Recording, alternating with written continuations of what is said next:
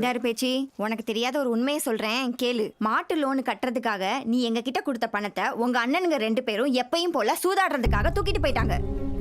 உலகரச்சிரிக்கு மாட்டி விட்டாளடா. 3 நாளைக்கு முன்னாடி மாட்டை மேய்ச்சலுக்கு கூட்டிட்டு போகும்போது பேங்க்குக்காரங்க வந்துட்டாங்க. மாட்டை வேற வண்டியில ஏத்திட்டாங்க. ஐயா வேணாங்க, தயவு செஞ்சியா சொல்றத கேளுங்க, தயவு செஞ்சியா. 500 டியூன் நம்ம கிட்ட இருக்கு. அங்கனே இருக்கு. ஐயா என்ன பிரச்சனை? ஐயா ஐயா வேண்டாங்க, ஐயா விட்டு சொல்லுங்க. என்ன விட முடியாதுமா. நான் கண்டிப்பா வந்து கட்டிடுவேன். ஐயா இதை எங்க பொழப்பு தயவு செஞ்சுங்கய்யா. அக்கா என்னாச்சு? என்னக்கா பிரச்சனை? லோனு கட்டலன்னு மாட்டை ஏத்திட்டு இருக்காங்க தம்பி. ஏங்க பேங்க்ல எல்லாம் லோன் வாங்கினா டபக்குன்னு வெளிநாட்டுக்கு தப்பிச்சு போகணும். அப்பதான் லோன் எல்லாம் தள்ளுபடி ஆகும் தெரியுமா? ஏங்க இதை வச்சு தான் பொழப்பு நடத்திக்கிட்டு இருக்காங்க, இதை ஏற்றிக்கிட்டு இருக்கீங்க.